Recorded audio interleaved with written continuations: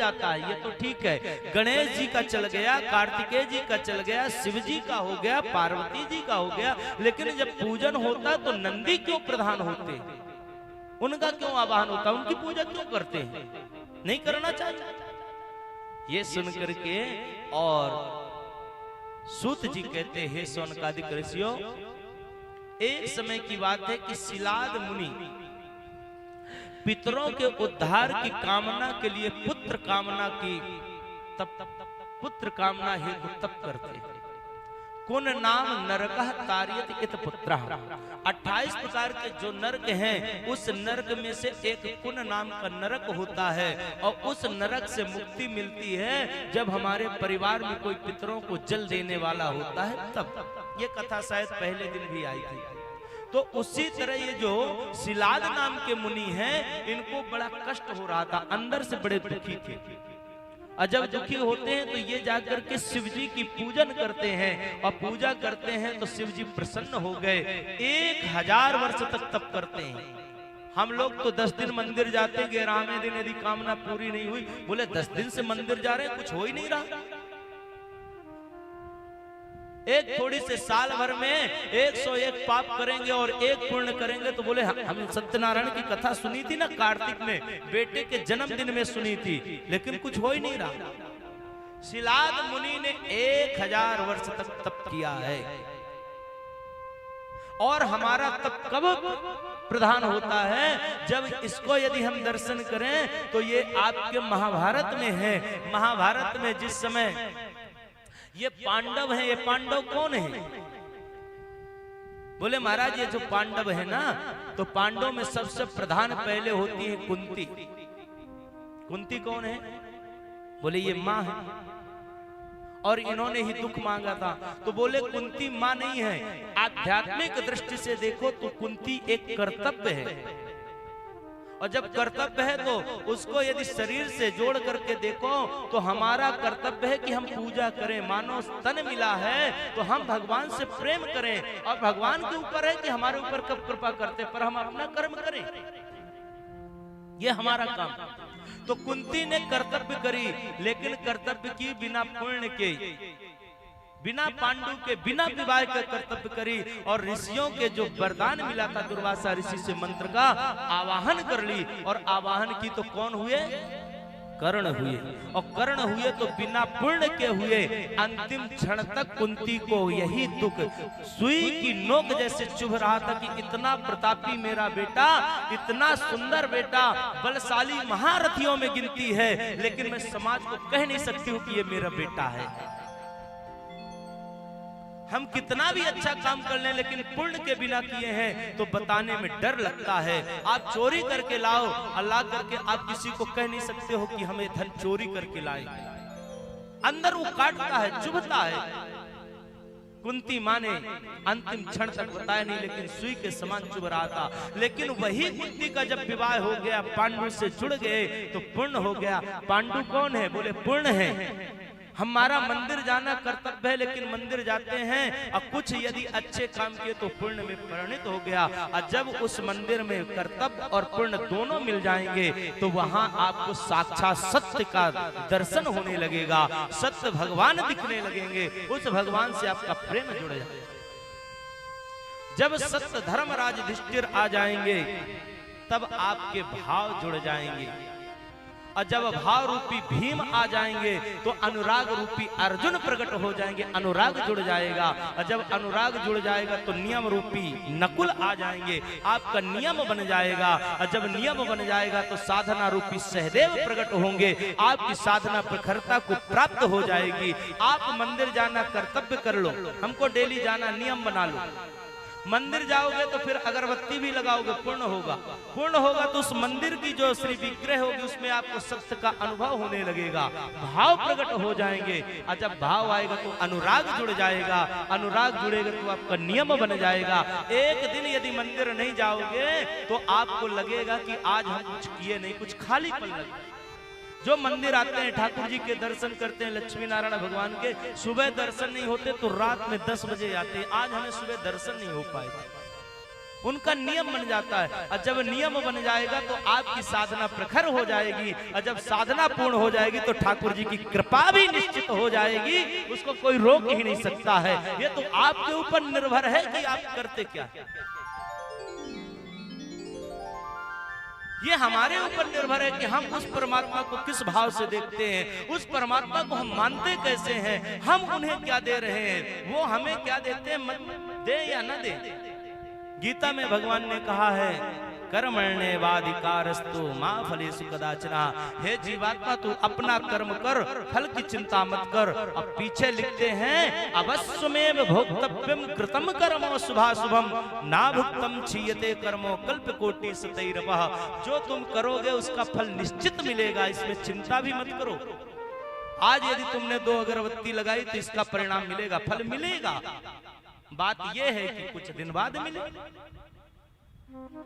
आज जो ये कार्यक्रम हो रहा है, यज्ञ हो रहा है, इस यज्ञ में जो गहोई वैश्य महिला समिति के जिन सदस्यों ने जितना मेहनत किया है, परिश्रम किया है, 3 महीने से किया है, उसका फल आप लोग बैठो सामने दिख रहा है। उनका ये परिश्रम का फल है। नहीं ना आप आते, ना हम होते, ना दूर दूर से आचार आते। जब परिश्रम करते तो उसका फल भी आता है।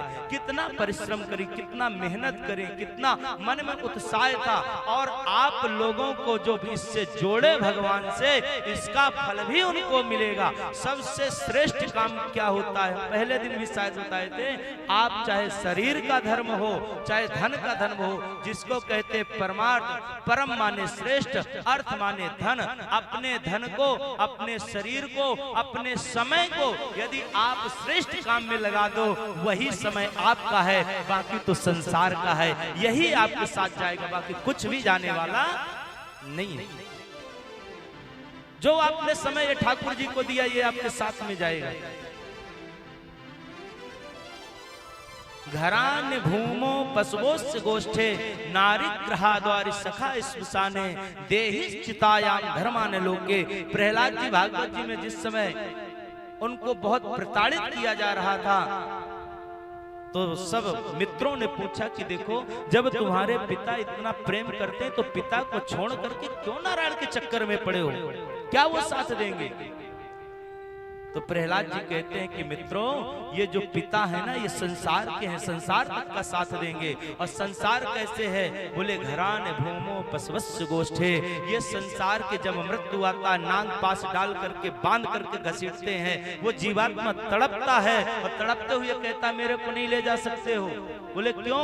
बोले इसलिए कि देखो मैं कितना बड़ा महल बनाया हूँ, ये महल मेरा है, मेरे को कैसे ले जाऊँ? नांग पास में बांध करके खींचते हैं, और जैसे प्राण को खींचते हैं, लेके तुरंत नहीं जाते, दिखाते हैं। देखो, तुरंत परिवार वाले आए और उसको पलंग से नीचे पड़ा दिए। जब नीचे पड़ाए तो बोले देखो कहाँ गया महल, कहाँ गया 40,000 रुपए का आपका पलंग, कहाँ गया सोफा, कहाँ गए गद्दे, देखो नीचे जमीन पर पड़ा दिए। बोले कोई बात नहीं, ये तो परिवार है, बच्चे हैं, हमारी धर्मपत्नी साथ देगी। बोले ठीक है देखो। और देखते ही समय, कुछ समय बाद में घरान भूमो पशवस्य गोष्ठे नारीग्रहाद्वारि, नारी घर के दरवाजे तक रोती रही और वहां से साथ छोड़ दी। बोले अब चलो, देखो नारी भी अब साथ में नहीं आ रही। बड़ा दुखी होता है वह जीव और कहता है कि जिसके लिए हमने 7 जन्म साथ रहने का वचन दिया, वो घर के दरवाजे में छोड़ दी। कोई बात नहीं, देखो परिवार पीछे पीछे आ रहा है। बोले चिंता मत करो। और वह परिवार जो है कहां तक गया? शमशान तक गया। और शमशान में जाकर के जैसे परिवार अलग अलग बैठ गया, बोले अब चलो। बोले अब भी नहीं चलेंगे। क्यों? बोले कि अभी इसलिए नहीं जाएंगे कि परिवार साथ छोड़ा, हमारा शरीर तो है जिसको खा पी करके पुष्ट किए हैं। बोले ठीक है। और देखते ही देखते वही परिवार वाले शरीर को चिता में रख करके जैसे आग लगाए, और चिता में आग से चिता में जैसे शरीर जला, जलते ही जीवात्मा को छोड़ देते, फिर नहीं बंधन करते।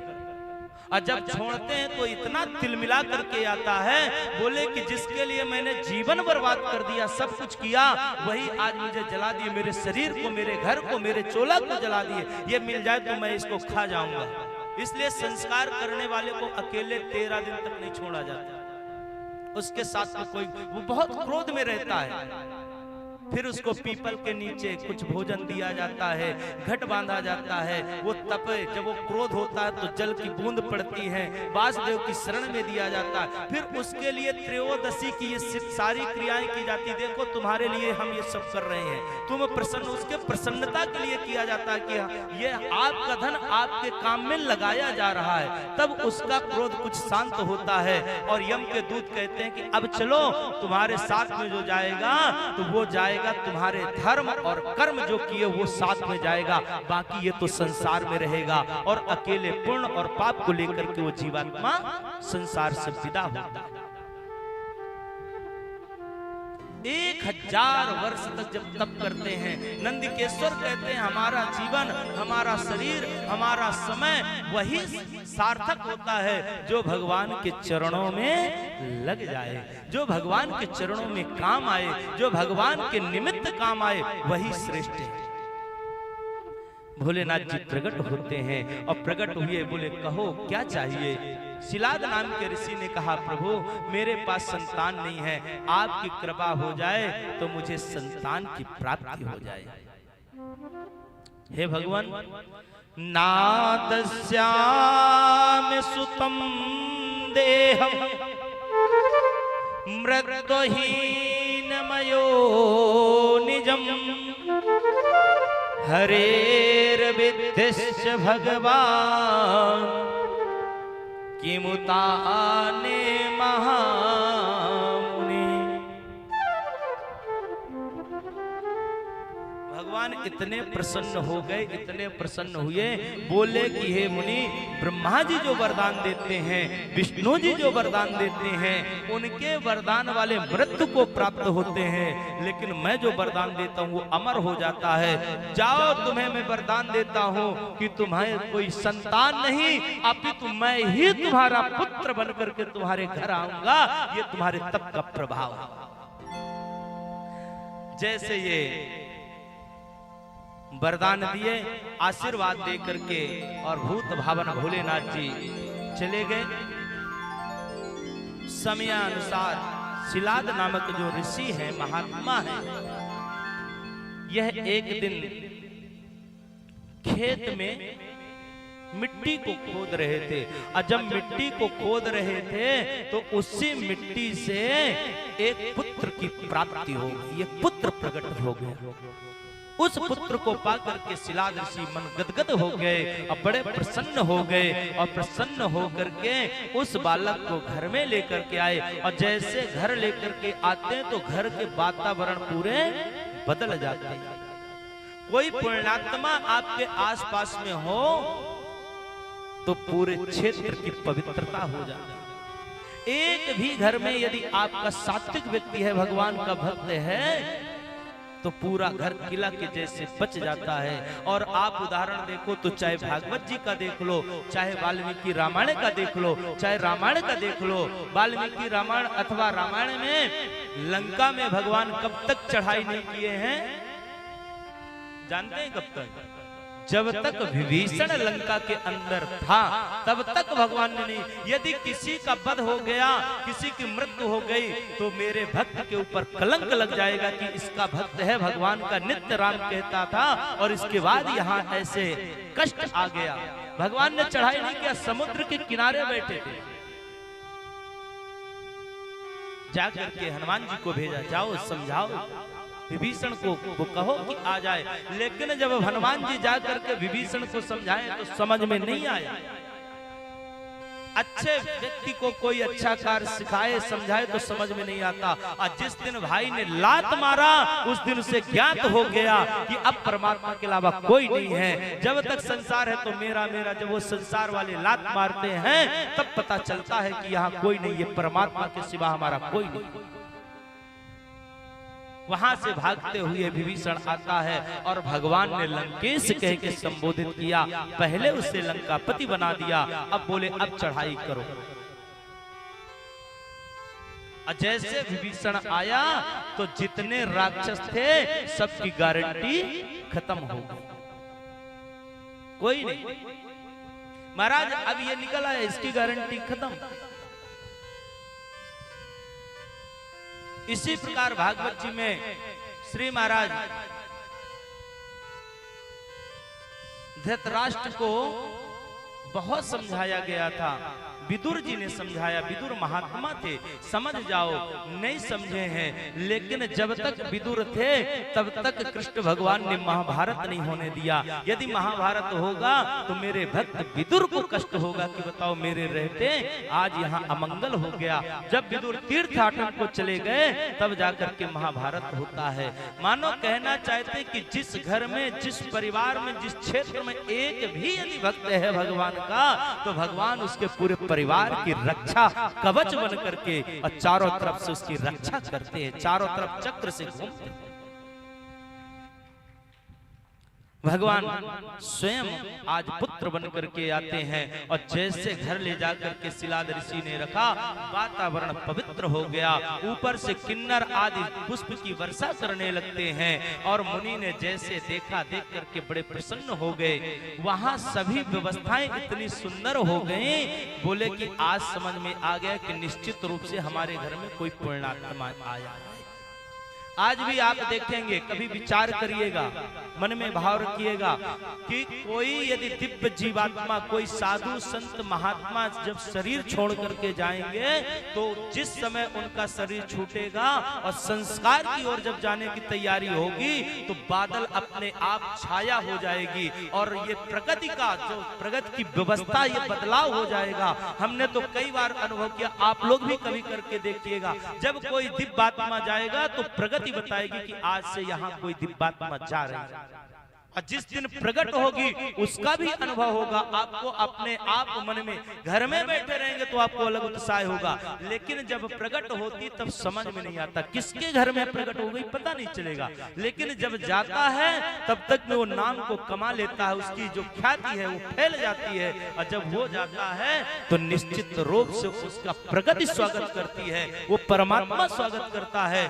भागवत जी में तो यहाँ भी लिखा है कि जब कोई भक्त जाता तो साक्षात नारायण भगवान दरवाजे में खड़े होकर के और उसके स्वागत के लिए दीपक जला करके इंतजार करते, मेरा भक्त आ रहा है। जैसे आपके घर में कोई भक्त आता है ना, तो कोई गुरु आते, कोई संत आता, कोई महात्मा आता है, तो आप पहले से घर को सजा लेते, बंधनवार पताका तो को सब मनावह मंगल हेतु, घर में बंधनवार लगा लेते, कलश जला। इसी प्रकार जब कोई भक्त जाता है तो परमात्मा भी तैयारी करता है, मेरा भक्त।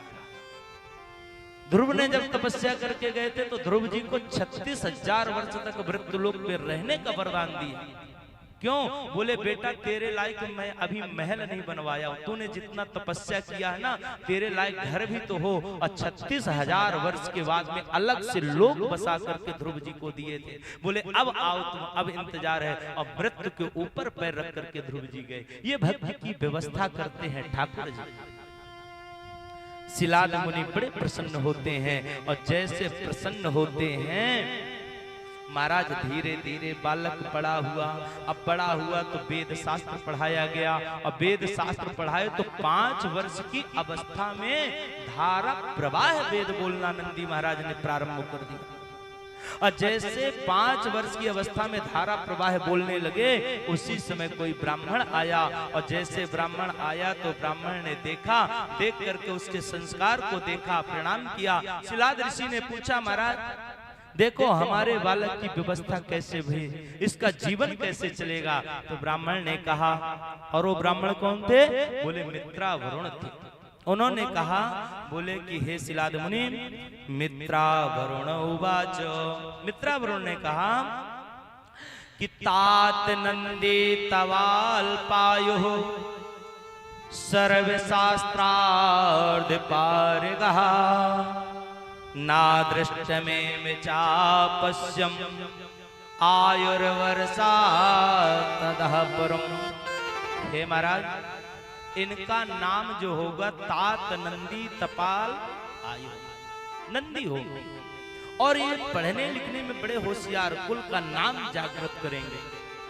बहुत सुंदर, स्वरूप भी सुंदर, स्वभाव भी सुंदर, लेकिन पीछे से सर्व शास्त्र पारगा, सभी शास्त्रों को जानने वाला होगा, वेद शास्त्रों में पारंगत होगा। लेकिन एक शब्द पीछे से कहते हैं तवाल पे अल्प आयु हो, इसकी आयु केवल 1 वर्ष शेष बची। पिता के मानो जमीन खिसक गई। ऐसा लग रहा था जैसे किसी ने तलवार से खंजर मार दिया हो। इतना सुंदर बालक और इतना पवित्र बालक जो 5 वर्ष में वेद वेदांग को जान गया हो, और इस बालक की आयु 1 वर्ष बाद हमसे ये अलग हो जाएगा। कांप गए। महाराज कोई उपाय तो बताओ, आप जानते हो कोई उपाय तो होगा, इसका तोड़ तोड़। बोले इसका कोई तोड़ नहीं। क्यों? क्योंकि जो ब्रह्मा जी लिख देते हैं उसकी लेखनी को ब्रह्मा जी स्वयं भी नहीं काट सकते। एक उदाहरण देते हैं। बोले कि हे शिलाद मुनि, मित्रा वरुण जी कहते हैं, बोले हे ऋषिवर, एक बार ब्रह्मा जी से भी गलती हो गई थी। गलती क्या हुई? बोले त्रेता युग की बात थी। गलती ये हो गई कि ब्रह्मा जी के पास में नित्य रावण जाकर के बैठ करके सत्संग करता था, और जब सत्संग करता था और ब्रह्मा जी लिखते थे तो लिखते लिखते समुद्र के इस पार कन्या थी, समुद्र के उस पार बालक था, दोनों का ब्रह्मा जी ने गलती से विवाह लिख दिया। और विवाह लिख करके बहुत पश्चाताप किए। बोले राम राम राम, मेरे से बड़ा अपराध हो गया। रावण ने पूछा क्या हो गया पिताजी? बोले अपराध ये हो गया कि समुद्र के उस पार कन्या है, समुद्र के इस पार बालक है, दोनों का विवाह लिख गया, जो कि असंभव है। लेकिन लिख गया तो काट मैं भी नहीं सकता हूँ। ये परमात्मा जाने। आज से मेरी लेखनी अशुद्ध हो जाएगी। आज से मुझे कोई विश्वास नहीं करेगा ब्रह्मा की लेखनी पर। चिंता में हो गए, लेकिन करेंगे तो ठाकुर जी पूरा करेंगे, शिव बाबा पूरा करेंगे, ऐसा मन में भाव किया। और रावण ने गलती से क्या पूछा? बोले कि कहाँ पर है? गलती को लोग तुरंत बता देते हैं। ब्रह्मा जी ने बता दिया कि समुद्र के उस पार बालक है, इस स्थान पर है, इस पार बालिका। रावण ने कहा ठीक है। रावण ने कहा कि आज तक ब्रह्मा की लेखनी अपवित्र नहीं हुई, झूठी नहीं हुई, लेकिन मैं त्रिलोकी का राजा, त्रिलोकी का विजय करता। मेरे यहाँ ब्रह्मादिक देवता आकर के वेद पढ़ते हैं, शिव जी आकर के पूजा कराते हैं, इंद्रादिक देवता आकर के झाड़ू लगाते हैं। मैं ये भी कार्य करके बताऊंगा कि ब्रह्मा की लेखनी को कोई बदला है तो रावण ने बदला है। वो गया और विमान उठाया, विमान को लेकर के गया तो समुद्र के उस पार जहां बालिका को बताया थे वहां से लेकर के विमान में हरण करके लाया, और लंका में पूर्व दिशा की ओर एक सुंदर सा मंदिर बनाया और महल बना करके रख दिया, ताला बंद किया, चाबी अपने पास। इस पार गया विमान से तो समुद्र के इस पार से बालक को लिया और बालक को लाया, पश्चिम दिशा में ले जाकर के एक महल बनवा के रखा, ताला बंद कर दिया, चाबी अपने पास रखा। बोले जब चाबी हमारे पास रहेगी ताला खुलेगा नहीं, अंदर खाने पीने की सब व्यवस्था है, शादी होगी नहीं, अब हम ब्रह्मा जी की लेखनी को अशुद्ध कर देंगे, गलत कर देंगे। समयानुसार धीरे धीरे समय आया। ब्रह्मा जी का दिमाग वहीं पर चल रहा था। जिस दिन वह घड़ी, वह समय, वह व्यवस्था आई, अचानक शिव जी की कृपा से माया ऐसी घूमी कि रावण चला गया ब्रह्मा जी के पास में बैठने। और यहाँ मंदोदरी के मन में भाव आया कि हम बहुत दिन से नगर भ्रमण नहीं किए हैं, साल भर हो गए, आज हमको नगर भ्रमण करना है। सभी प्रजा को बोले जाओ रथ तैयार करो, हमको नगर भ्रमण करना। नगर भ्रमण के लिए जैसे महारानी है, साधारण तो है नहीं, गाजे बाजे के साथ में मंदोदरी निकली। आज सबसे पहले निकलती तो कहाँ जाना चाहिए? उत्तर दिशा सबसे पवित्र होता है। उत्तर दिशा गई, उत्तर दिशा से पश्चिम, पूरब, पूरब से दक्षिण, दक्षिण से पश्चिम। जैसे पूर्व दिशा में गई तो नया महल, ये कब बन गया? कौन बनवाया? सेवकों ने कहा महाराज रावण ने बनवाई। प्रतिष्ठा किसकी की? बोले प्रतिष्ठा नहीं, इसमें जीवित कन्या है। बोले हमको बताए नहीं, 1 साल हो गया, चलो दिखाओ। और जब जाकर के मंदोदरी देखी, सर्वांग सुंदर 16 वर्षीय कन्या का स्वरूप देख करके, इतनी सुंदर कन्या को महाराज बंद करके रखे, निकालो बाहर। बोले चाबी महाराज के पास है। बोले ताला तोड़ दो। और ताला तोड़वाए और उस कन्या को अपने रथ में बैठा। घूमते घूमते दक्षिण दिशा आई, घूमते घूमते पश्चिम दिशा आई। पश्चिम दिशा में नया महल बना हुआ है। जैसे नया महल बना हुआ, ये कौन बनवाया, कब बना? बोले महाराज ये भी माता जी रावण ने बनवाया, महाराज ने बनवाया। किस देवता की प्रतिष्ठा? बोले चल करके देखो। और जैसे जा करके देखी तो सर्वांग सुंदर 21 वर्षीय बालक था। बालिका और बालक के चित्त को देखे, दोनों के नेत्र मिले और मंदोदरी के मन में एक सुंदर भाव प्रकट हुआ कि इतनी सुंदर जोड़ी कहीं इनका विवाह हो जाए तो कितने अच्छे लगेंगे, कितनी सुंदर जोड़ी है। और रावण इनको अलग करके रखे, बोले तोड़ दो ताला। और ताला तोड़े जैसे बाहर निकाले, उन चित्त को देखे मंदोदरी ने अपने गले से निकाली 2 माला, एक बालक को दी, एक बालिका को दी और बोले डालो एक दूसरे को। दोनों ने माला डाला और गंधर्व विवाह हो गया। और वहां पर ब्रह्मा जी ने ताली बजाई और ताली बजा के कहा कि आज राम जी हमारी मर्यादा रख ली। रावण ने कहा क्या हुआ? बोले कि रावण जो काम असंभव था तो शिव जी ने तुम्ही से करवा लिया। जो ज्यादा व्यवधान डालता है, जो ज्यादा उसमें टिप्पणी करता है, भगवान उसी को निमित्त बना लेते हैं और उसी से काम करा लेते हैं। बोले पहले तो असंभव था, इसलिए कि ये शादी होना दूर था समुद्र के इस पार, क्योंकि पहले कोई साधन नहीं थे, विमान केवल तुम्हारे पास था। तुम्ही को वह रास्ता चुने और तुम्ही को निमित्त बना करके दोनों को लाए और वो घड़ी, वो समय, वो व्यवस्था में विवाह संपन्न करा। विधाता ने कहा, बोले कि रावण जो विधि नाने लिख दियो अछठी राज के अंग, अराई घटे न तिल बढ़े रहो जियरा निसंग। इसमें तो न तिल भर बढ़ सकता है, न राई भर घट सकता है। पुत्र ने कहा, वह नंदी ने कहा, बोले कि पिताजी आप चिंता मत करो, जिसने जन्म दिया है वही रक्षा भी करेगा, वही परमात्मा हमारी व्यवस्था करेगा। और सुंदर कहता है कि नातात तपसा मृत्युम विजयस्य न विद्या, महादेव स्वजन भजनान मृत्युर जेश्यामिनान्यथा।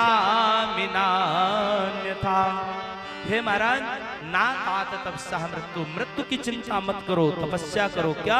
महादेवस्व भजनान मृत्यु, भगवान भोलेनाथ जी का भजन करो। और जब भोलेनाथ जी का भजन करोगे तो कहते हैं यही वो एक मंत्र है जिसके कारण मृत्यु भी टल सकती है। भगवान के नाम की शरण ले लो।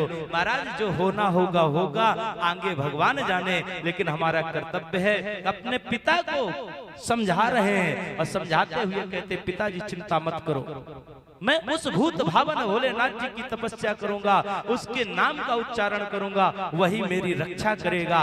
और एक साथ में मिलकर के नंदी और नंदी के पिता शिलाद ऋषि मुनि ने दोनों ने कहा कि बेटा अब जैसे तुम कहोगे वैसे करूंगा, लेकिन तेरे प्राण बच जाएं, ये मेरा प्रयास है। क्योंकि पुत्र के बिना जीवन अधूरा हो जाता है। आज जो कहोगे मैं वो करूंगा। और दिव्य जाकर के नंदी ने भूत भावन भोलेनाथ जी को प्रणाम करता है। आइए हम आप भी मिलकर के उस भूत भावन भोलेनाथ जी को प्रसन्न करें कि प्रभु हमारे ऊपर भी यदि कोई ऐसा कष्ट आवे, कोई कभी कोई परेशानी आवे, तो हे भोलेनाथ जी जैसे आपने नंदी के कष्ट को दूर करने के लिए तैयार है, ऐसे हमारे भी कष्ट दूर करें। बोले शंकर भगवान की जय हो।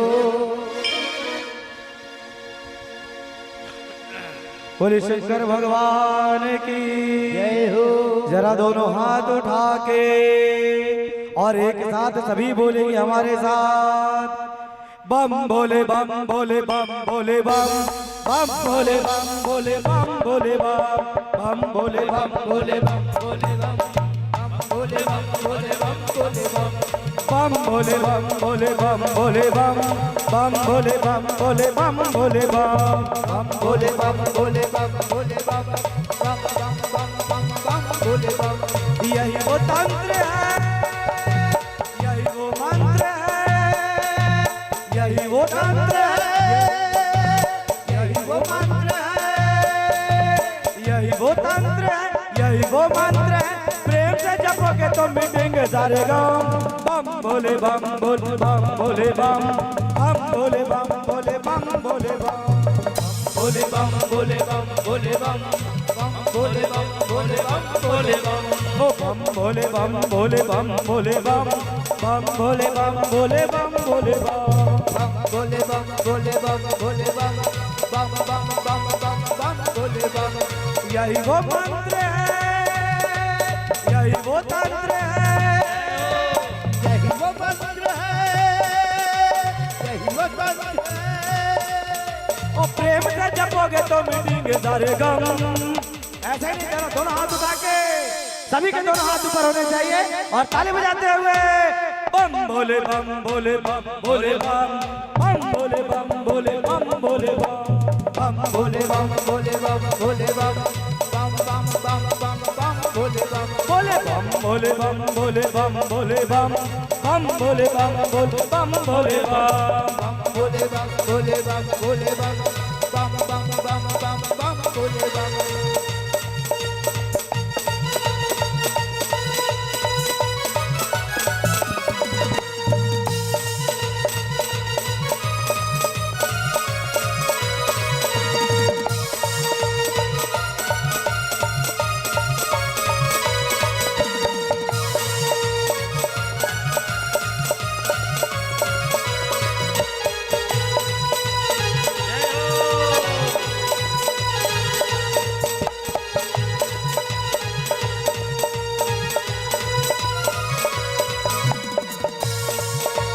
कभी योगी कभी जोगी कभी बाल ब्रह्मचारी ओ कभी भोगी कभी जोगी बाल ब्रह्मचारी देव आदिदेव महादेव त्रिपुरारी महादेव त्रिपुरारी महादेव त्रिपुरारी महादेव त्रिपुरारी। और कभी योगी कभी भोगी बाल ब्रह्मचारी देवादिदेव महादेव त्रिपुरारी महादेव त्रिपुरारी महादेव त्रिपुरारी। और कभी शंकर कभी शंभु भोले भंडारी नाम है अनंत तेरो जग बलिहारी जग बलिहारी तेरो जग बलिहारी। कभी शंकर कभी शंभु भोले भंडारी नाम है अनंत तेरो जग बलिहारी तेरो जग बलिहारी तेरो जग बलिहारी। और शिव का नाम हो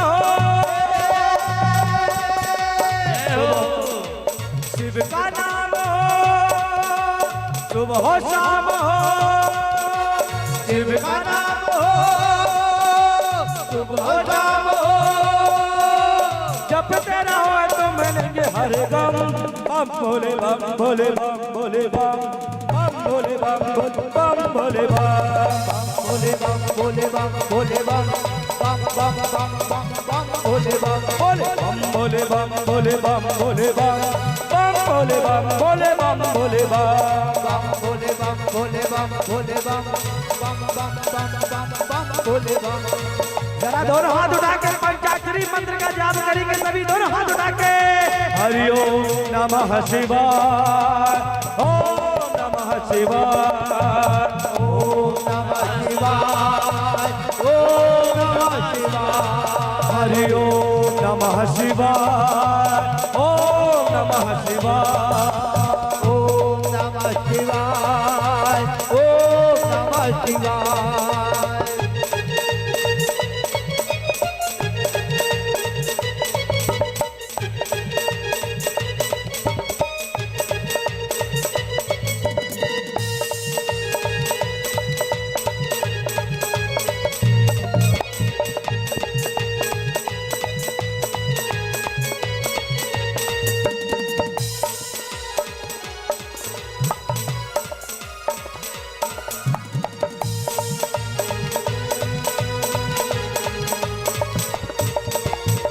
दक्ष प्रजापति जब अहंकारा त्रिशूल से सीते उतारा से उतार त्रिशूल से उतार।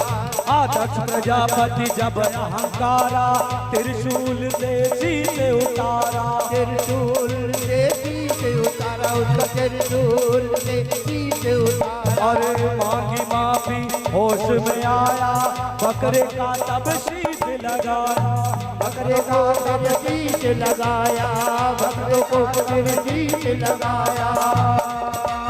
शिव का नाम हो शाम हो शिव का नाम हो शाम हो।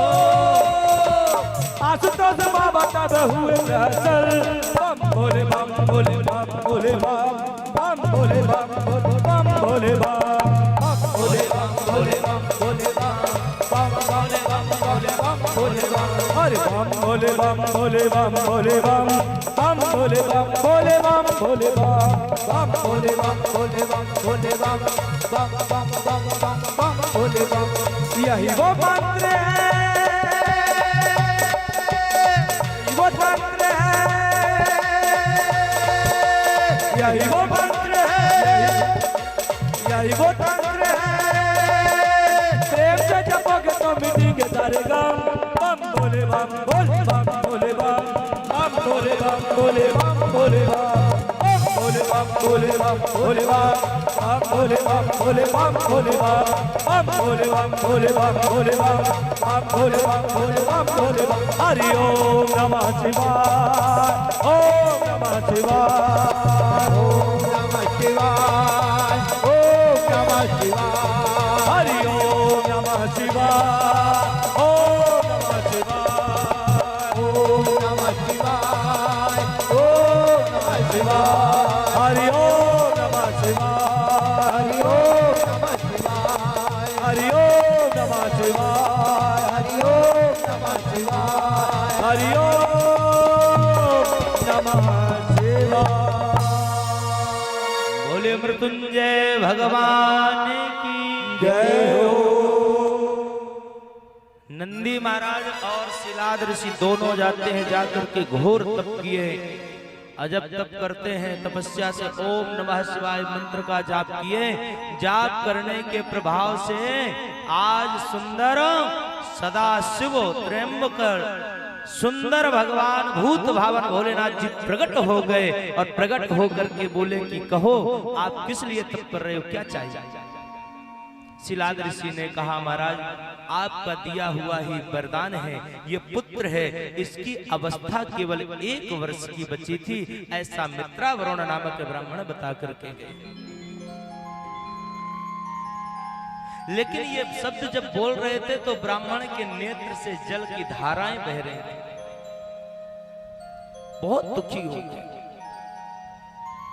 जब मन में कोई क्लेश आता है ना तो लगता है किसी से बात ना हो, फिर उस परमात्मा से ही बात होती है। आपके भाव अच्छे बन जाए ना तो उस भाव में उस परमात्मा की छवि दिखेगी।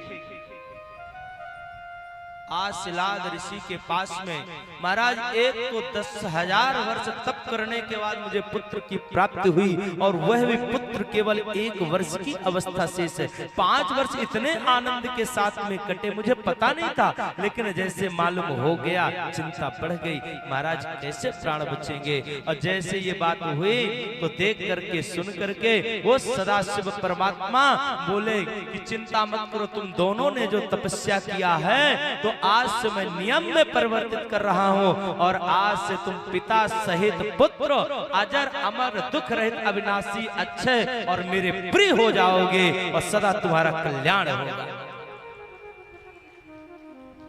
दोनों के लिए जैसे आशीर्वाद दिए मां पार्वती जी खड़ी थी। महाराज जब आप ही नियम का पालन नहीं करेंगे तो दूसरा कौन करेगा क्या। तो बोले ये विभाग तो हमारा है। भोलेनाथ जी ने कहा मारना बचाना तो हमारा, इसलिए तो सब देवता जो है देव हैं, लेकिन महादेव भोलेनाथ जी महादेव हैं। सब मंत्र हैं महादेव, महादेव के महामंत्र हैं और सबके ऊपर विजय दिलाने वाले महामृत्युंजय मंत्र हैं जो मृत्यु के ऊपर भी विजय प्रदान करते। मां पार्वती ने कहा कि प्रभु बात तो ठीक है आपने इसे कह दिया, लेकिन ये सुंदर देखने में बड़ा प्यारा लग रहा है। हास्य विनोद हुआ। भोलेनाथ जी ने कहा जब इतना सुंदर है तो एक काम करो। मां पार्वती ने कहा क्या। बोले इसे गोद ले लो, आज से तुम्हारा पुत्र हो जाए और जब तुम्हारा पुत्र हो जाएगा तो सारे काम सफल हो जाएंगे सिवा शक्ति का हो। मां पार्वती मुस्कुरा दी और मुस्कुराने के बाद में पुत्र के रूप में नंदीश्वर को स्वीकार कर ली और सदा अपने पास में रख। क्यों? क्योंकि इसलिए मालूम था कि ये जो अंश है ये भोलेनाथ जी के अंश से प्रकट हुआ है। और सुंदर शिलाद पुत्र नंदी को मां भगवती कहती हैं कि भोलेनाथ जी आज से ये मेरा पुत्र होगा, इसकी सुरक्षा करना अब मेरा दायित्व है। जब मैं श्री गणेश के प्राण की रक्षा कर सकता हूँ, जिसके कर सकती हूँ, जिसके प्राण निकल गए थे, तो नंदी के प्राण की रक्षा क्यों नहीं कर सकती हो? माँ में वो शक्ति होती है। उदाहरण दी और बोले आज से देखती हूँ कौन इसके प्राण लेने आते हैं। और तब से नंदीश्वर भगवान को सबसे अधिक प्रिय माँ पार्वती हुई और पार्वती को प्रिय नंदीश्वर हुए। और नंदी भगवान को सदा सामने रखते हैं। कहीं देखेंगे तो आप कहीं देखेंगे तो नंदी भगवान कहाँ मिलेंगे? जलहरी की जो अग्रभाग होता है उसके सामने मिलेंगे। और जलहरी जो है माँ भगवती का स्वरूप है। मानो माँ पार्वती अपने नेत्र से ओझल नहीं होने देती, सामने रखती है कि मैं सदा तेरी रक्षा करूंगी। इस तरह वरदान दे करके और नंदीश्वर को पुत्र रूप में स्वीकार करती। बोली आदिशक्ति दुर्गा मैया की जय हो। सब देवता मिलकर के आए। मालूम था कि गणेश जी के साथ में क्या हुआ था, इसलिए पहले से आकर के सब अभिषेक किए, पुष्प की वर्षा करे और करने के बाद में सुंदर पुत्र रूप में स्वीकार। अब मां पार्वती कहती है कि प्रभु कार्तिकेय जी चले गए, विवाह नहीं हुआ। गणेश जी का विवाह हुआ तो हमारे 2 पुत्र हैं, तो दोनों में विवाह होना चाहिए। ठीक है, कार्तिकेय जी ने नहीं कराया है तो अब नंदी का विवाह कर ले, ये भी तो पुत्र है और इसको विवाह करके पुत्र वधू मान लेंगे। भोलेनाथ जी ने कहा तो ढूंढो कोई कन्या। अकन्या ढूंढने का। अच्छा, आशीर्वाद जब मिला ना तो भगवान भोलेनाथ जी ने क्या किया था जानते हैं? जैसे वरदान दिए थे तो उसी समय नंदीश्वर के जो है कंठ में एक कुशेषमयी माला को पहनाए थे। और जब उस माला को पहनाए थे तो पहनते ही नंदीश्वर 3 नेत्र के हो गए और 10 भुजाएं वाले हो गए। ऐसे लग रहा था मानो शिवजी का ही स्वरूप है। शिवजी के पास में 3 प्रकार की भक्ति है। पहला है सानिध्यता, आप उनकी भक्ति करें तो अपने सानिध्य में रख लेंगे। दूसरी भक्ति है समीपता, वो जब भक्ति करोगे तो अपने समीप रख लेंगे। और तीसरी है स्वरूपता, अपना स्वरूप ही भक्त को प्रदान कर देते हैं। आपकी भक्ति अच्छी हो तो अपना स्वरूप प्रदान कर देते हैं। भोलेनाथ जी ने नंदीश्वर को दे दिए थे और जब उस माला को पहनाए तो उस माला के बाद में सुंदर शिव जी ने जल ऊपर छोड़ा, जल छोड़ करके अभिषेक किया और उस जल की 5 बूंद गिरी। अब 5 बूंद गिरती हैं तो 5 नदियां प्रकट होती हैं। एक का नाम है जटोदका, दूसरे का तिस्त्रोता, तीसरे का वृषध्वनि, चौथे का स्वर्णोदका और 5वें का जम्बू नदी। ये 5 नदियां श्रेष्ठ नदियां सुंदर दिव्य प्रकट होती है। तप से प्रसन्न हो शिव जी ने नंदीश्वर का दुख दूर किया, तो अजर अमर अविनाशी है मेरा प्रिय माँ का पुत्र हुआ। तुम मेरे प्रिय और माँ का पुत्र हो गए। मैं तुझे गणेश्वर पद देता हूँ इस जगतेश्वर के प्रांगण में। सुनकर शिव की प्रिय वाणी को नंदीश्वर खुशी हुआ मन में। जैसे आशीर्वाद हुआ तो प्रसन्न हो जाते हैं और नंदीश्वर भगवान का मानो ऐसा लग रहा था कि आज मेरे से बढ़ करके कोई है ही नहीं। साक्षात भगवान ने पुत्र रूप में स्वीकार किया। आगे चल करके मरुत कन्या सुयसा के साथ में विवाह कर दिए और विवाह करने के बाद सुंदर उनके घर में अनेक प्रकार की जो व्यवस्था थी, दहेज की सामग्री मिली और आनंद के साथ में आकर के और भगवान के साथ में रहे। माँ पार्वती जी ने सुयसा से सुंदर जो है आशीर्वाद दिए और आशीर्वाद देते हुए कहते हैं कि हे देवी, जन्म वर्जिता तुम्हारी मुझसे पुत्र पौत्रादि सहित भक्ति हो और तुम सदा धर्म का आचरण करने वाली हो, पतिव्रत के धर्म को पालन करने वाली हो, सदगृहिणी बन करके रहो और सदा पति की प्रिय बन करके रहो, जाओ मेरा आशीर्वाद है। ऐसा माँ भगवती ने सुंदर आशीर्वाद दिया। पार्वती बोली सुयसा से, पुत्र वधू से कहती है, आशीर्वाद देती तो क्या बोली कि पार्वती बोली सुयसा से, तू पुत्र पौत्र वाली होगी, अब मुझसे तेरी भक्ति होगी, पति की प्यारी गृहिणी होगी। यो कहकर अंतर ध्यान हुई, सुईसा मन में हर साथी है, सब देव गए निज निज लोकों को, वसुधायानंद मनाती है। पूरी पृथ्वी हरी भरी हो गई, बड़ी प्रसन्न चित्त हो जाती है और आनंद के साथ में सुंदर माँ भगवती और भोलेनाथ जी परिवार के साथ में रहते हैं। बोले शंकर भगवान की, नंदकेश्वर भगवान की जय, श्री सद्गुरुदेव भगवान की।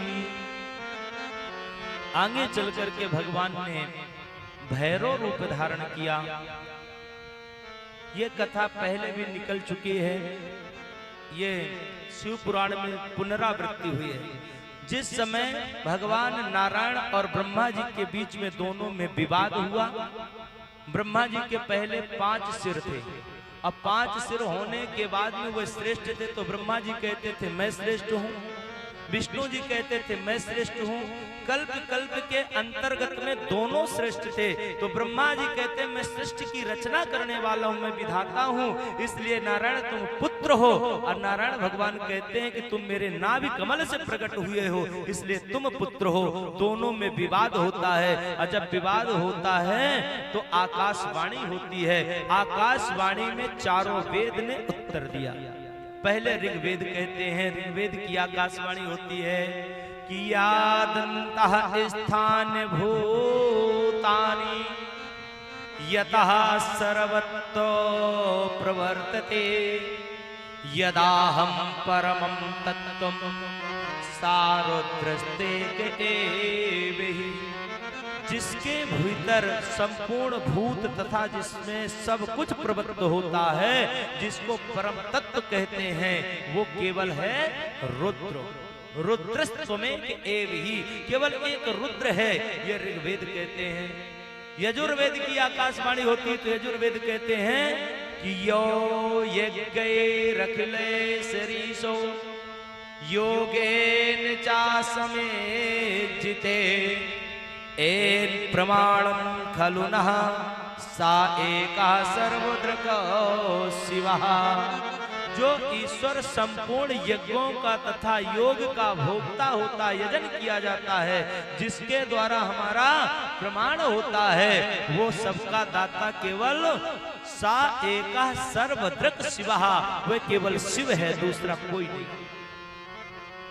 तीसरे में सामवेद कहते हैं कि एनेदं ब्रह्मते विश्वम यागभिर्यो विचिन्नते, यद भासा भासते विश्वम सा एकत्रयम्बिकः।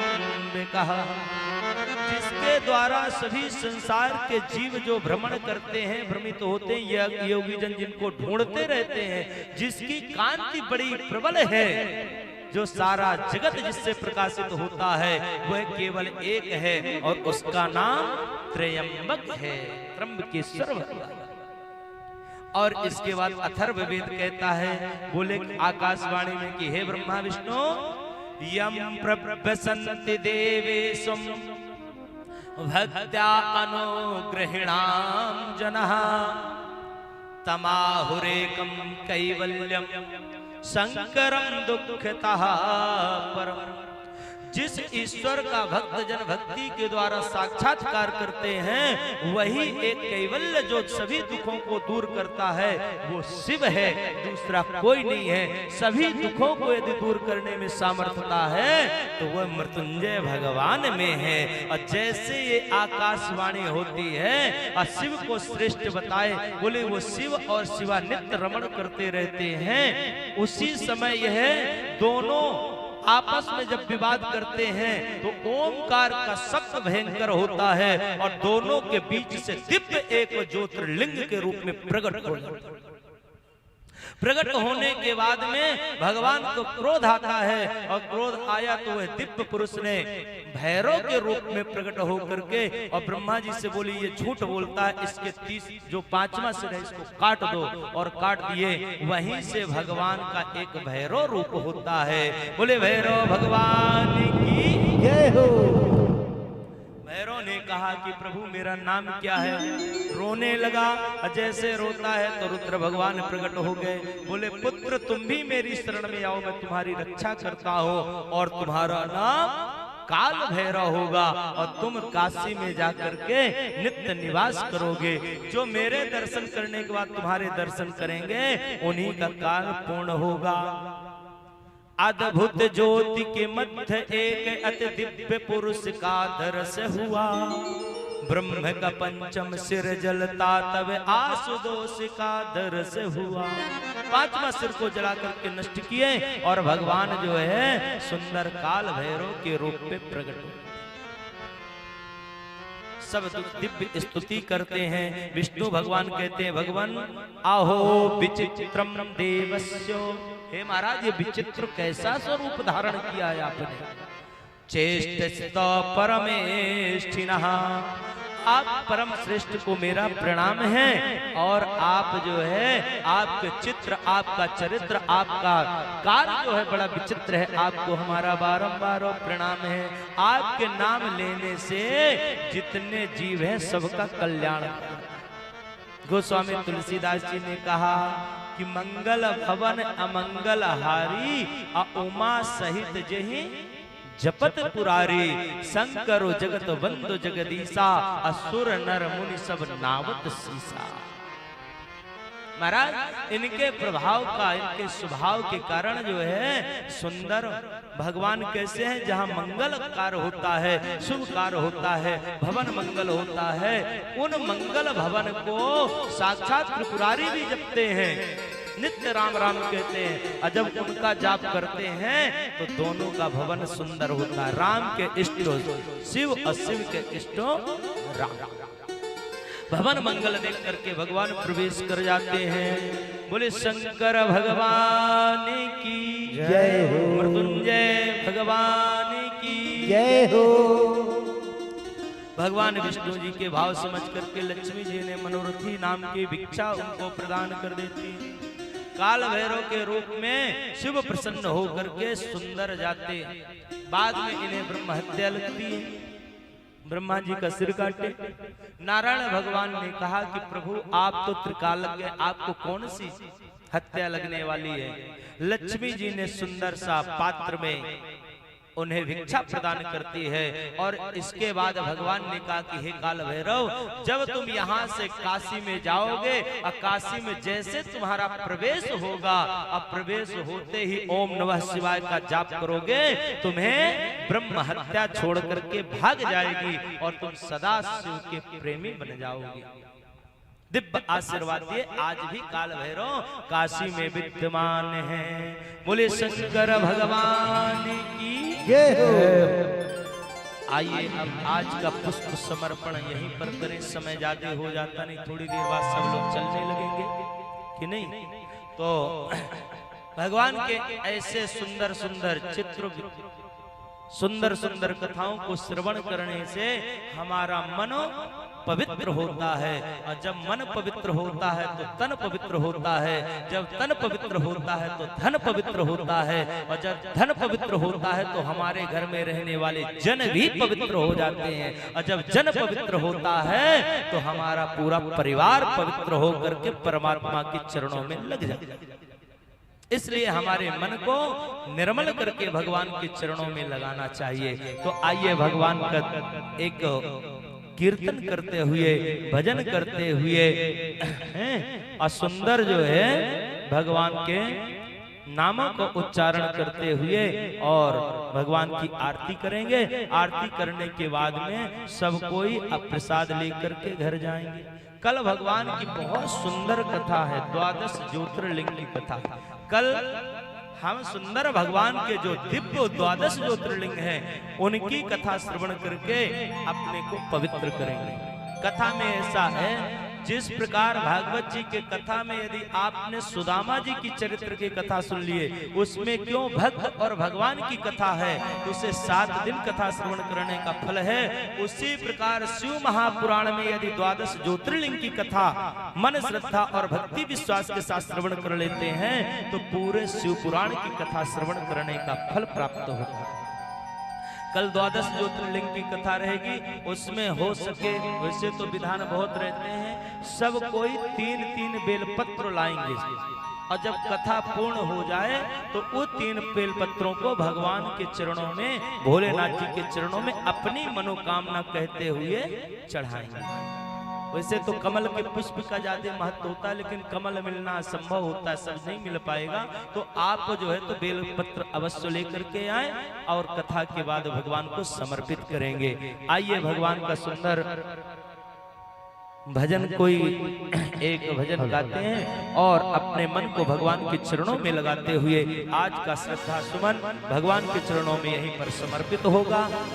इसके बाद सब कोई मिल करके दिव्य भगवान की मंगलमयी आरती लेंगे और आरती करने के बाद प्रसाद लेकर के घर जाएंगे। बोल वृंदावन में हरिलाल की जय, श्री शंकर भगवान की जय। हर हर महादेव। हम हर हर कह के हाथ क्यों उठाते हैं, इसका महत्व कल बताएंगे। इसकी भी महिमा होती है। कुछ लोग ऐसे करेंगे, कुछ ऐसे करेंगे, कुछ ऐसे करेंगे, कुछ ऐसे, तो ये अलग अलग इसकी महिमा क्या कल बताएंगे, कल चर्चा करेंगे। आइए आज मन को भगवान के चरणों में समर्पित करेंगे। भोले बाबा का जिनसे संबंध है, जय हो, उनके घर में आनंद ही आनंद है।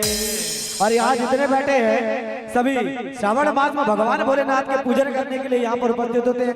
जरा दोनों हाथ उठा के ताली बजाते हुए, ओ भोले बाबा का जिनसे संबंध है, भोले बाबा का जिनसे संबंध है, उनके घर में आनंद ही आनंद है, उनके घर में आनंद ही आनंद है। भोले बाबा का जिनसे संबंध है, भोले बाबा का जिनसे संबंध है, ओ भोले बाबा का जिनसे संबंध है, भोले बाबा का जिनसे संबंध है, उनके घर में आनंद ही आनंद है, उनके घर में आनंद ही आनंद है। वो देखो उनके घर में आनंद ही आनंद है, उनके घर में आनंद ही आनंद है।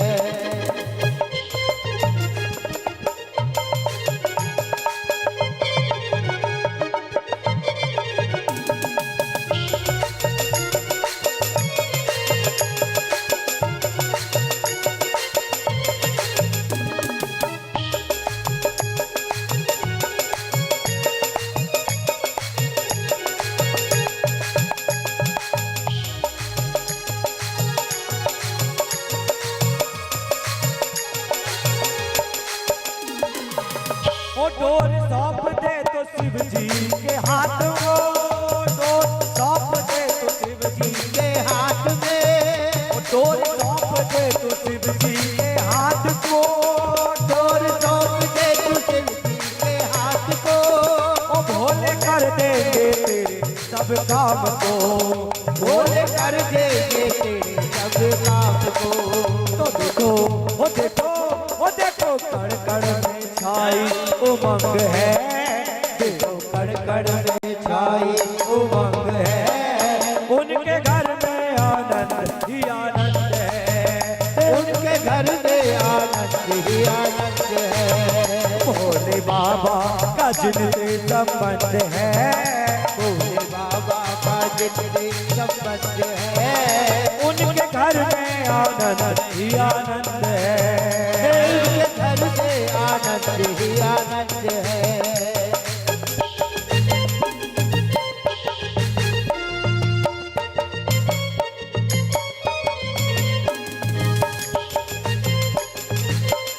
किसको किसको आनंद चाहिए, किसको चाहिए कि रिद्धि सिद्धि घर में आए, बहू आए, आज भोलेनाथ जी के यहाँ बहू आई ना, आज भोलेनाथ जी के घर पे बहू आई ना कि नहीं, कौन कौन चाहता है कि रिद्धि सिद्धि हमारे घर में आए, लक्ष्मी जी आए, तो ऐसे नहीं आएंगे, उनको बुलाना पड़ता है। और जब बुलाते हैं तो हाथ उठा करके बुलाते हैं, तब दिखाई देता है। ऐसे दिखाएंगे नहीं तो हाथ उठाते हुए और झूमते हुए और क्या कहेंगे कि हे प्रभु आपकी कृपा हमारे ऊपर रहे, रिद्धि सिद्धि अष्ट सिद्धि नौ निधि के सहित हमारे घर में आइए, हाथ उठा करके जय हो।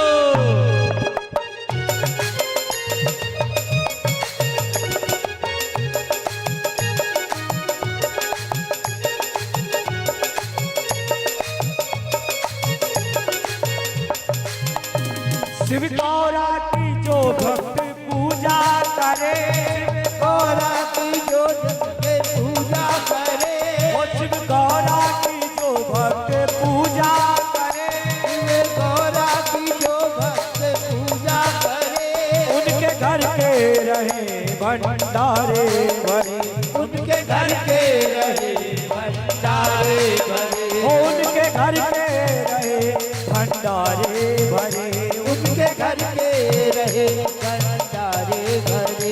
जिनके मन मंदिर, जिनके मन में ये मंदिर बुलंद है, जिनके मन में ये मंदिर बुलंद है, उनके घर में आनंद ही आनंद है। मंदिर बुलंद है, उनके घर में आनंद ही आनंद है। तो भोले बाबा का जिनसे संबंध है, भोले बाबा का जिनसे संबंध है, उनके घर में आनंद ही आनंद है। तो उनके घर में आनंद ही आनंद है।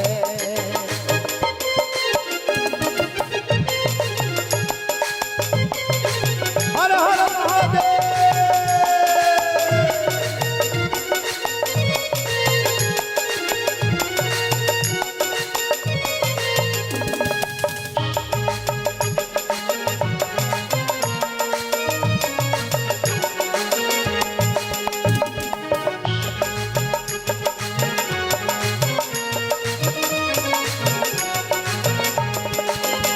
भक्त मिलके कहे शिव से जोड़ो लगन, भक्त कहे तो जोड़ो लगन,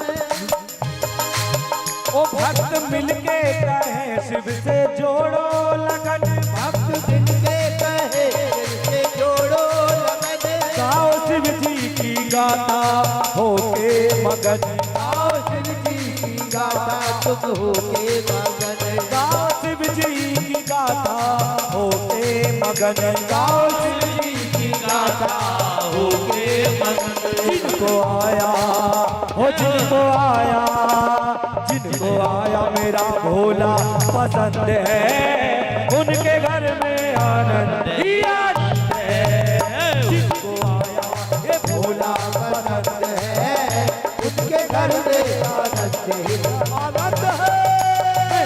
बाबा का जिनसे संबंध है, भोले बाबा का जिनसे संबंध है, उनके घर में आनंद ही आनंद है। उनके घर में आनंद ही आनंद है, उनके घर में आनंद ही आनंद है। उनके घर में आनंद ही आनंद है। भोले बाबा का जिनसे संबंध है, उनके घर में आनंद ही आनंद है। उनके घर में आनंद ही आनंद है, उनके घर में आनंद ही आनंद है, उनके घर में आनंद ही आनंद है। बोले शंकर भगवान की जय हो। जो भी जजमान से आधे आए।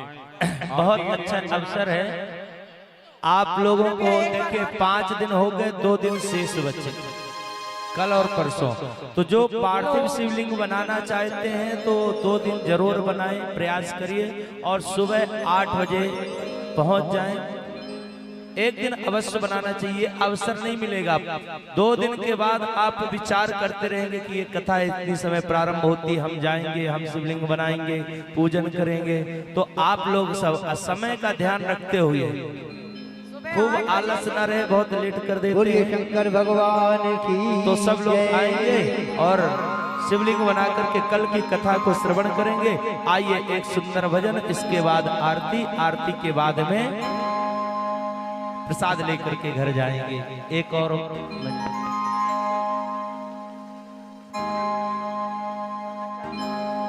पेड़ा इमरती बालूशाही ना रसगुल्ला पाए।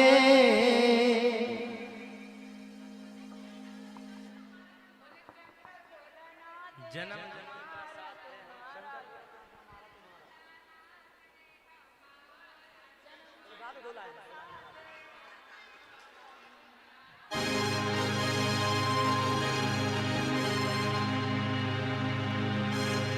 शंकर भोलानाथ है हमारा तुम्हारा, हमारा तुम्हारा। शंकर भोलानाथ है हमारा तुम्हारा, हमारा तुम्हारा। अगर न भोले मिल पाए तो लेंगे जन्म दोबारा। शंकर भोलानाथ हमारा तुम्हारा, हमारा तुम्हारा। शंकर भोलानाथ है हमारा तुम्हारा, हमारा तुम्हारा। अगर न भोले मिल पाए तो लेंगे जन्म दोबारा। शंकर भोलानाथ है हमारा तुम्हारा, हमारा तुम्हारा। नाथ है हमारा तुम्हारा, हमारा तुम्हारा।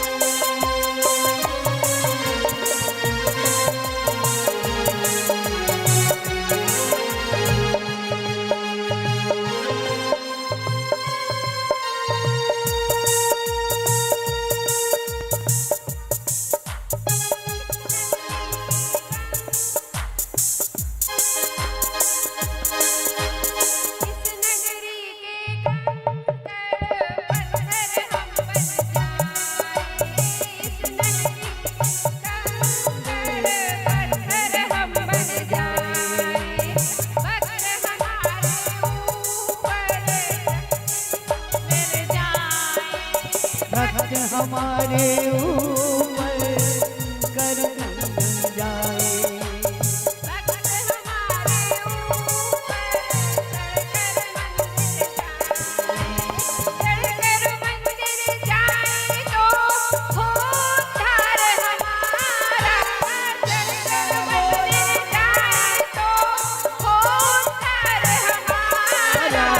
शंकर भोलानाथ है हमारा तुम्हारा, हमारा तुम्हारा। अगर न भोले मिल पाए तो लेंगे जन्म दोबारा।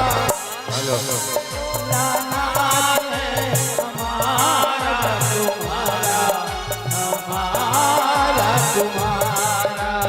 जब बोले भंडारी गौरा से त्रिपुरारी हो, जब बोले भंडारी गौरा से त्रिपुरारी।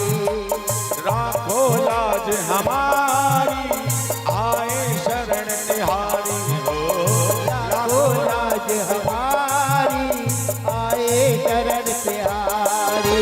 तेरी कृपा से दृष्टि हो तो,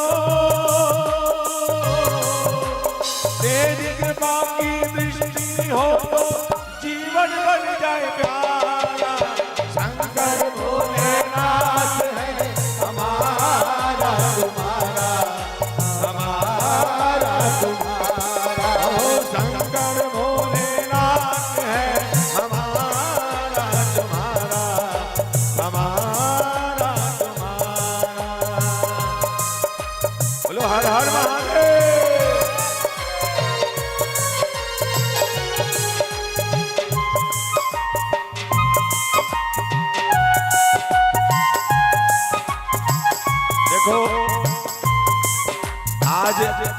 4 दिन हो गए, 5 और 3 दिन और बचे भंडारे को जोड़ के।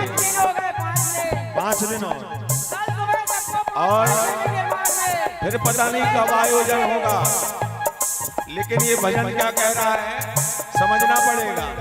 थोड़े से ये दिन है, थोड़ी सी ये रातें, थोड़े से दिन ये है, थोड़े से ये रातें, और थोड़ा सा जीवन है, थोड़ी सी ये बातें, थोड़ा सा जीवन है, थोड़ी सी है बातें।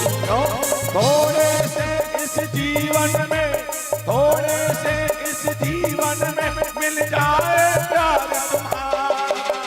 शंकर भोलेनाथ है हमारा तुम्हारा, हमारा तुम्हारा। शंकर भोलेनाथ है हमारा तुम्हारा, हमारा तुम्हारा। ओ मगर न मिल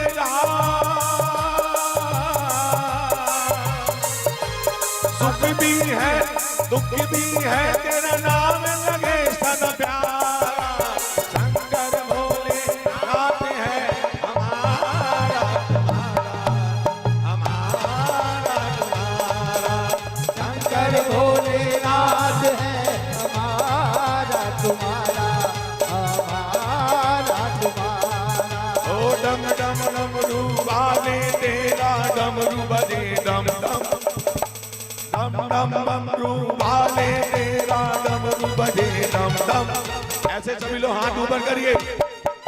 अगड़ बम बम बम बम बम बम, अगड़ बम बम बम बम बम, अगड़ बम बम बम बम बम, अगड़ बम बम बम बम बम, अगड़ बम बम बम बम बम, अगड़ बम बम बम बम बम, अगड़ बम बम बम। एक बार और। ओ शंकर भोलेनाथ तेरा मेरा डमरू बजे डम डम। डमरू बजा लो। अभी गुरुजी ने बताया डमरू क्यों बजता है। शंकर भगवान डमरू इसलिए बजाते हैं कि वो बजाते हैं और सारी दुनिया हम आप सब नाचते हैं एक एक पल। इसलिए दोनों हाथ उठा के बोलिए डमरू वाले तेरा डम बम बम बम बम बम, अगड़ बम बम बम बम बम, अगड़ बम बम बम बम बम, अगड़ बम बम बम बम बम, अगड़ बम बम बम। बोलो हर हर महादेव।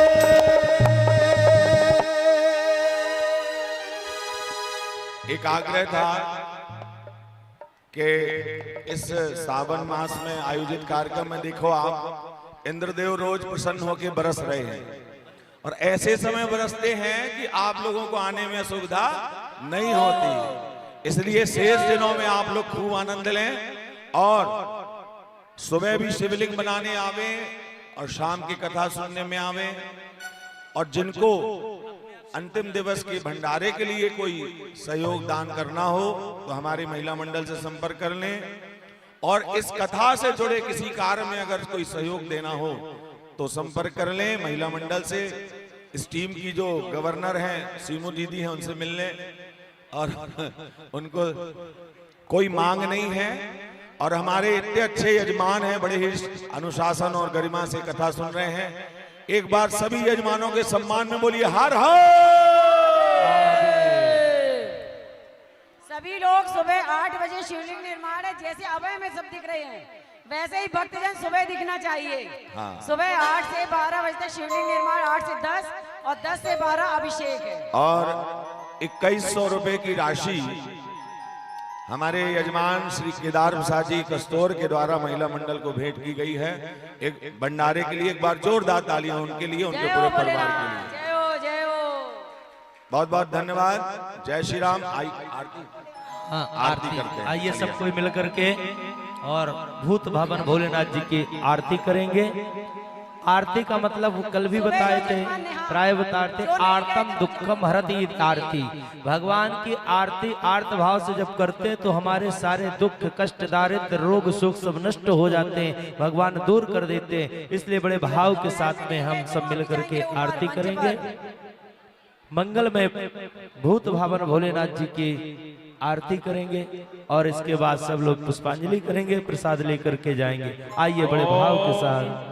जले ज्वाला थले ज्वाला ज्वाला पर्वत मस्तके त्रैलोक व्यापनी ज्वाला ज्वाला देवी नमोस्तुते ज्वाला मालिन्ये नमः रत्नेश्वर्यै नमः सकलोपचारार्थे गंधाक्ष पुष्पाणिं समर्पयामि।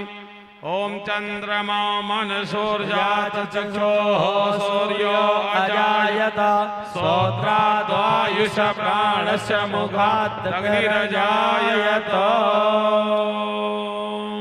जो दोपहर में अब शाम को आरती में नहीं गए थे जजमान, वो मंच पर जाएंगे अभी। बोलिए शंकर भगवान की जय हो। इसको कम क्यों कर दिया? भाभी अभी यहीं पर करना आपको चाहिए। हाँ देखिए, अब दिनों दिन भीड़ बढ़ेगी तो मातृ शक्ति से आग्रह है कि सोने चांदी का आभूषण पहन के ना आए, अन्यथा हमें शिकायत मत करिएगा।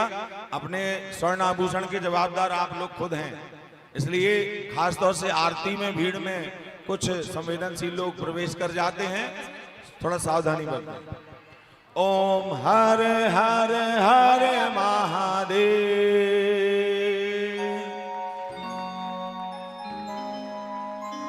शुरू करिए। ओ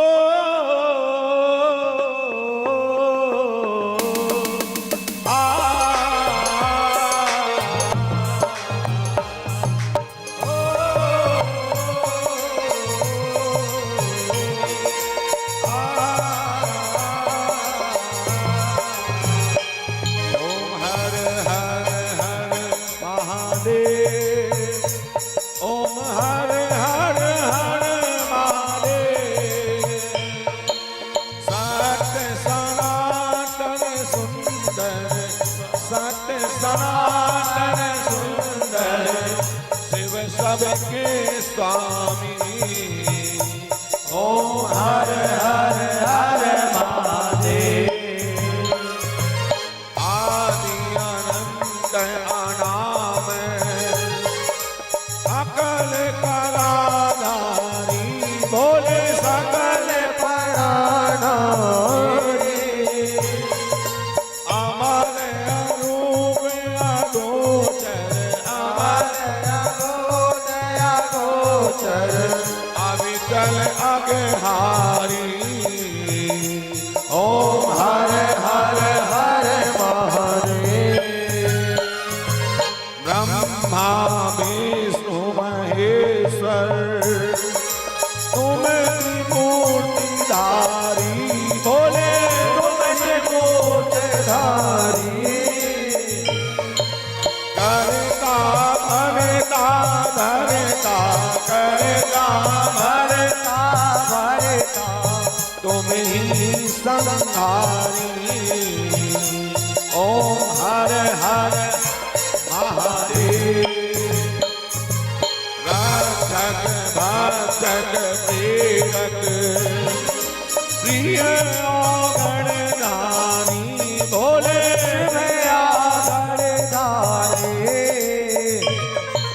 साक्षी परम अकर्ता साक्षी अकर्ता अकर्ता अभिमानी।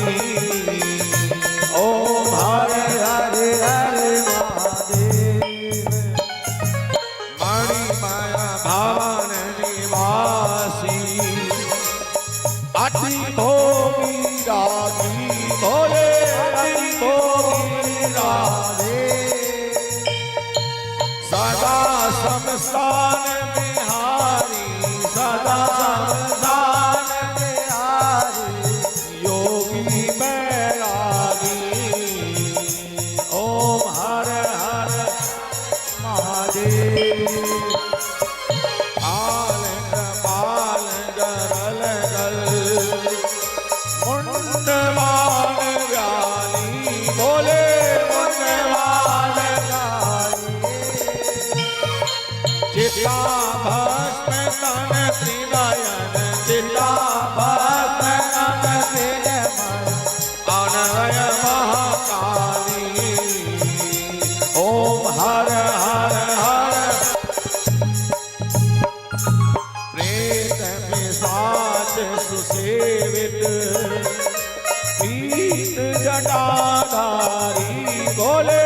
बीच जटाधारी शिव सन विकट रूप धर शिव सन विकट रूप धर रुद्र प्रलयकारी ओम हर हर हर सोम सोम सुर सरिधर शशिधर सुखकारी बोले शशिधर सुखकारी अति कमनीय शांति कर अति कमनीय शांति कर शिव मुनि मनहारी ओम हर हर हर निर्गुण सगुण निरंजन जगमय नेत्र प्रभु भोले जगमय नेत्र प्रभु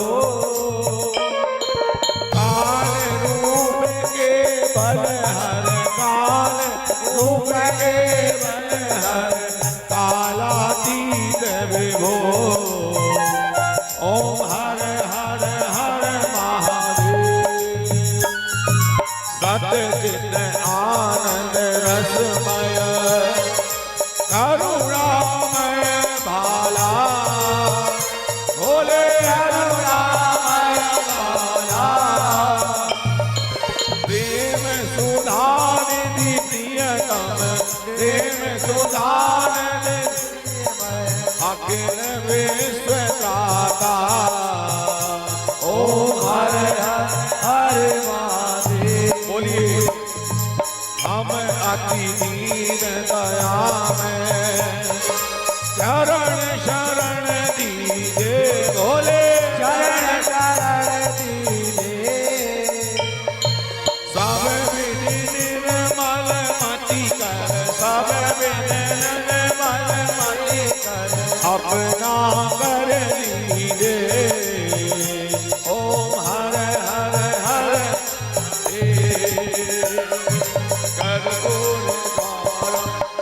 करुणावतारम संसार सारम भुजगेन्द्रहारम सदा वसन्तम हृदयारविन्दे भवानी गणतं नमामि त्वमेव माता पिता त्वमेव बन्धु च सखा त्वमेव वेद्या द्रविणं त्वमेव सर्वं मम देव देव हरे राम राम राम हरे हरे हरे कृष्णा कृष्ण कृष्ण हरे हरे कृष्ण कृष्ण हरे हरे जलेन शीतलीकरणं पुष्पैः देवाभिवन्दनम् आरोग्यार्थे आत्माभिवन्दनं हस्तौ प्रक्षाल्य मन्त्रपुष्पाञ्जलिः हरिः ओम् जगनेन जगमयजन्त देवास्तानि धर्माणि प्रथमान्यासन्ना तेह नाकं महिमानः सजन्त जत पूर्वे साध्याः सन्ति देवाः ॐ एकदन्ताय विद्महे वक्रतुण्डाय धीमहि तन्नो दन्तिः प्रचोदयात् हरिः ओम् तत्पुरुषाय विद्महे महादेवाय धीमहि तन्नो रुद्रः प्रचोदयात् सेवन्तिका प्रकुलचम्पकपाटलाब्जै पुन्नागजातकर्वीररसालपुष्पैः बिल्वप्रबालतुलसीदलमञ्जरीभिः त्वां पूजयामि जगदीश्वर मे प्रसीद नानासुगन्धपुष्पाणि यथा कालोद्भवानि च पुष्पाञ्जलिर्मया दत्त गृहाण परमेश्वर सुमन सुगन्धित सुमनलय सुमन सुभद्रि अपार पुष्पांजलि अर्पण करो महादेव करो स्वीकार साय सपरिवाराय सायुधा सत्काय क्षमा प्रार्थना पूर्वक मंत्र पुष्पांजलि समर्पयामि।